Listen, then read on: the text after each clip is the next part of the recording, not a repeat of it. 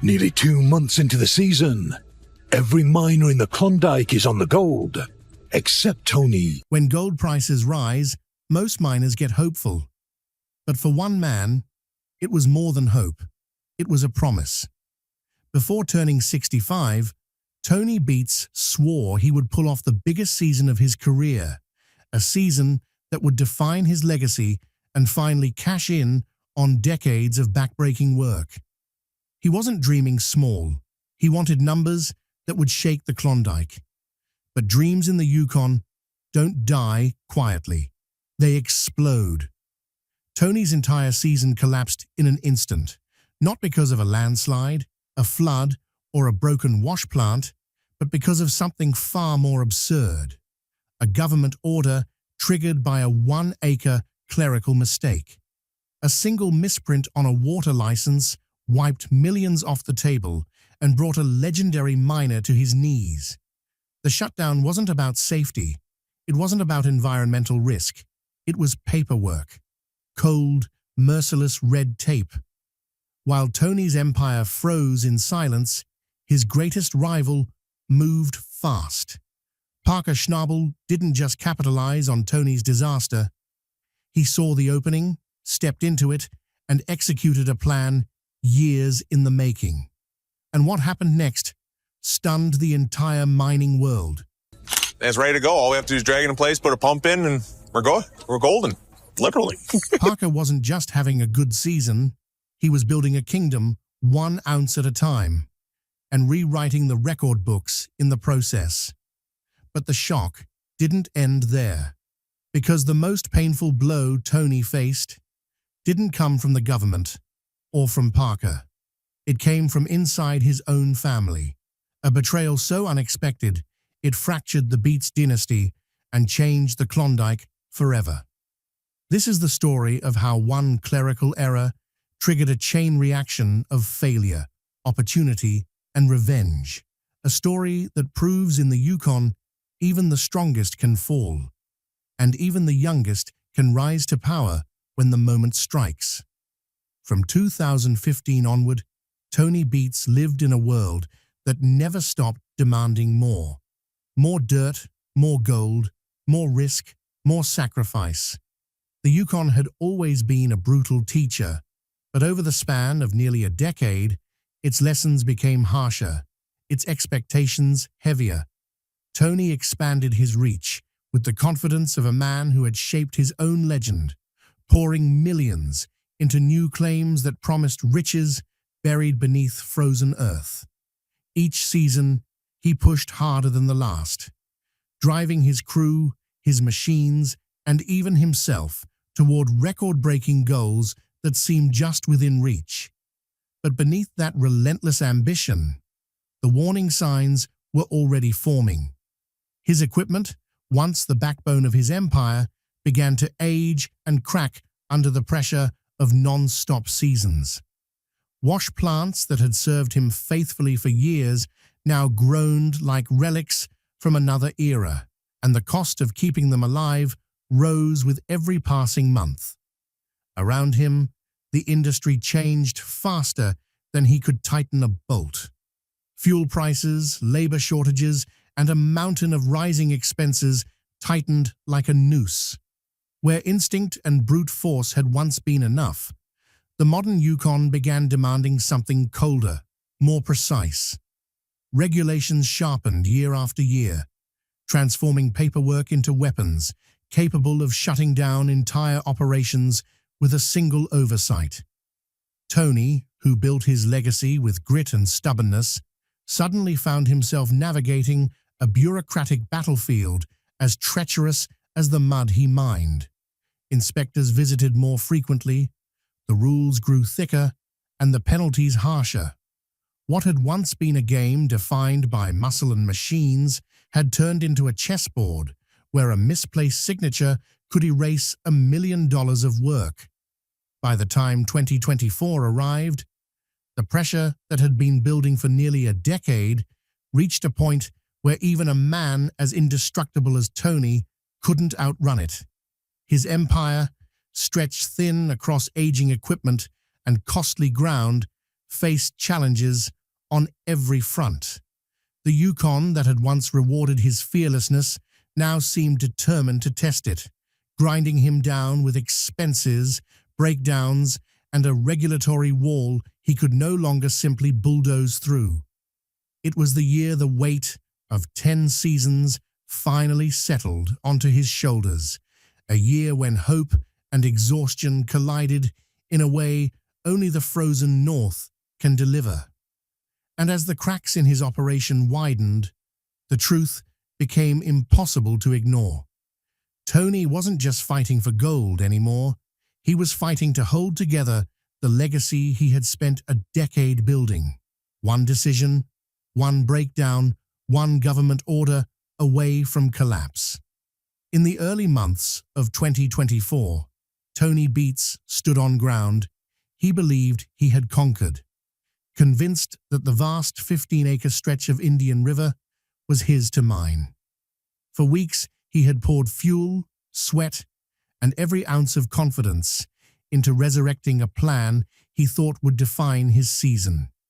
His crew fought rusted steel and stubborn machinery, coaxing life back into equipment that had slept for years, all under the assumption that the paperwork, the invisible backbone of every mining operation, was secure. But in the Yukon, the truth has a way of arriving without warning, and when the inspectors rolled onto the claim, in their white trucks, silence fell heavier than any thundercloud. They weren't there for a routine check. They had come with a finding that would unravel everything Tony believed he had under control. As the papers were laid out before him, the grim reality hit like a punch. The license he thought covered 15 acres of mining ground was in fact approved for only a single acre. One misplaced line, one unnoticed detail, buried in legal language, had transformed an empire into an illegal operation overnight.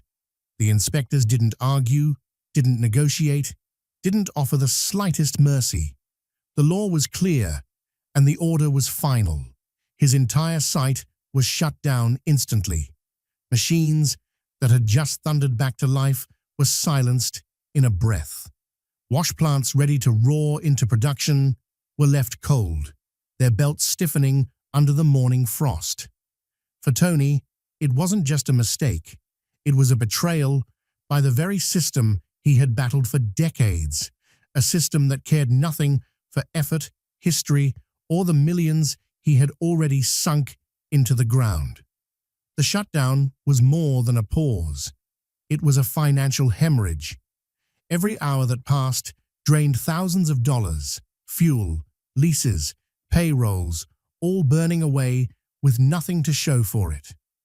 The crew, once energized by the promise of a massive season, now stood idle, staring at a claim they could no longer touch. The sound of engines faded into a kind of haunted quiet, the kind that only comes when hope is smothered by paperwork. Tony had always believed he could fight through anything. Weather, breakdowns, even the unforgiving Yukon itself. But this was different. This wasn't a battle of strength or skill. It was a fight lost to a single line on a page, a clerical error capable of erasing months of planning in an instant. And as the dust settled over the silent machines, the truth became painfully clear. The disaster hadn't begun with mud, machinery, or misfortune. It began with trust, a belief in a license that was supposed to protect his season. That belief was shattered, leaving Tony stranded at the edge of a dream that had evaporated before the first ounce of gold ever touched his sluice. For Tony Beets, the resurrection of a forgotten wash plant was more than a mechanical task. It was a gamble, born out of desperation, hope, and the relentless pressure pushing him through the 2024 season. After losing access to his main ground, Tony turned toward a machine that had been sitting silent since 2019, a giant carcass of steel and memory buried under layers of dust, rust, and Yukon weather. The crew approached it like archaeologists uncovering a long-lost artifact, each bolt and hose telling a story of seasons past. They battled through seized bearings, cracked hydraulic lines, and rusted through platforms, reviving what many believed was too far gone.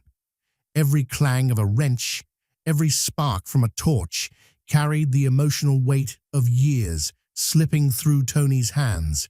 This wasn't just maintenance, it was revival, reclamation, resurrection.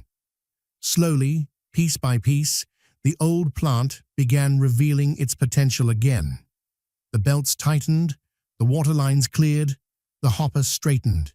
As the final components fell into place, a familiar anticipation grew in the pit of Tony's stomach. The same kind of tension he felt when he first fired up a dredge decades earlier, when the massive engine finally roared back to life after 5 long years. The sound wasn't just mechanical, it was symbolic, like a heartbeat returning to a body thought long dead. The crew gathered around, their faces lit by a mix of relief and disbelief as the plant rumbled with new strength. For a moment, it felt like the season could still be saved, that Tony's grit might overpower the bureaucracy, the costs, the uncertainties. Hope finally had a shape again, and it stood 30 feet tall on a steel frame. But the Yukon has a way of stripping hope bare in an instant. Just hours after the plant began churning gravel for the first time since 2019, the government inspectors returned, their arrival slicing through the renewed momentum like a cold wind. The shutdown order, still tied to the 1-acre licensing disaster, now reached deeper, snapping the lifeline Tony had just revived. The wash plant, once again, fell silent.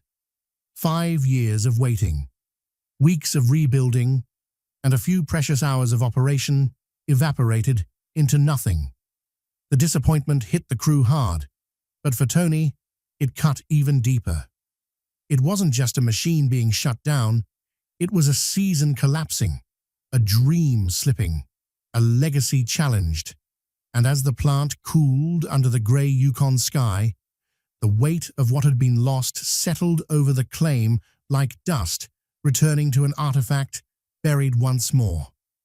While Tony Beets struggled under the weight of shutdowns, clerical errors, and aging machinery, Parker Schnabel was quietly reshaping the future of the Yukon with a gamble so massive it bordered on reckless. In 2022, he began pouring millions into an aggressive drilling program across Dominion Creek, a rugged stretch of land that many miners dismissed as too inconsistent, too unpredictable, too expensive to tame. But Parker wasn't guessing. He was calculating. Every core sample, every depth reading, every geological anomaly fed into a system that treated mining like a science rather than a gamble. By 2024, that data had drawn a map of hidden wealth beneath the permafrost, revealing streaks of deep, ancient pay that most miners would never have found in a lifetime.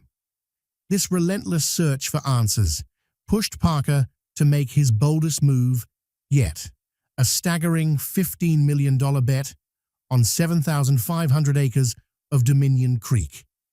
It was a financial leap far beyond anything he had attempted before, but he understood something that others didn't. The Yukon was changing.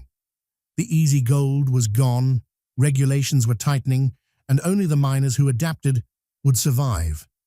With his crews drilling day and night, Parker treated every square foot like a puzzle waiting to be solved, turning uncertain ground into a detailed blueprint of opportunity. His approach was clinical, almost surgical, contrasting sharply with Tony's old-school instinct-driven style, and the results were undeniable. As Tony's revived wash plant fell silent and his season evaporated before it could begin, Parker's operations surged forward with unstoppable momentum. The data he had gathered over 2 years now guided his every move, and each cut he opened revealed the accuracy of his predictions. Gold began flowing in quantities that stunned even his seasoned crew, sparking a sense of victory that echoed across the entire Dominion Creek claim. For Parker, it wasn't just a good season. It was the beginning of a new era, a moment where preparation met opportunity and reshaped the hierarchy of Yukon mining. And while Tony fought the ghosts of paperwork and broken promises, Parker's gamble transformed into the biggest haul of his career, proving that in a land as unforgiving as the Yukon, survival belongs to those who evolve before the ground forces them to. In 2024, as the Yukon tested every miner with rising costs, harsher regulations, and unpredictable ground, Parker Schnabel delivered a season so staggering it shifted the balance of power in the Klondike. While others struggled to break even, Parker's operation roared like a machine built for the impossible. His crews worked around the clock, lights cutting through the northern darkness as if refusing to let the season slip away for even a moment. Every truckload, every bucket, every shift was part of a system fine-tuned through years of trial, failure, and relentless refining. What emerged from that discipline was a haul no one had expected, a jaw-dropping 7,300 ounces of raw Yukon gold, more than 450 pounds pulled from a landscape that was supposed to be running out of easy riches. But the number alone doesn't tell the story. What made the season historic was how he achieved it. Parker had rebuilt mining into something closer to a scientific operation than a traditional gold hunt. Drones mapped the land with military precision, feeding real-time data into digital models that predicted where the richest channels flowed. High-efficiency wash plants devoured pay dirt without choking, capable of running non-stop under a constant watch of sensors and automated adjustments. Even his crew, trained to operate like a unified front, knew their timing, their pacing, their targets down to the minute. It was mining reimagined, modern, optimized, almost futuristic, standing in stark contrast to the aging machinery and bureaucratic traps shutting down Tony Beets just a few valleys away. The true impact of Parker's 2024 season rippled far beyond the weight of gold on the scale. It signaled a shift in an industry where legends are measured by what they can pull from unforgiving ground. Dominion Creek, once a risky gamble, had become the heart of a record-breaking empire, proving that the combination of technology, data, and unrelenting drive could outmatch decades of experience and instinct. As the final cleanup revealed the astonishing total, even veteran miners were forced to confront a reality they never imagined.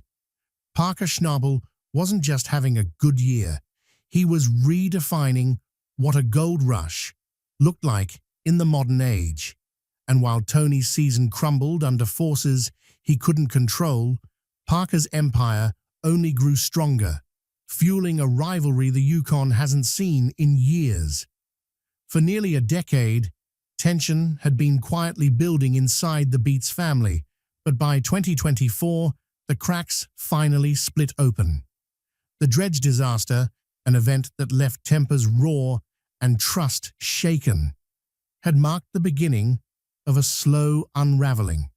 Kevin Beets, once the calm strategist behind so many of his father's victories, had grown tired of fighting the same battles year after year. Tony's old-school, iron-fisted approach to mining, the endless breakdowns, the regulatory traps, and the financial strain had worn him down.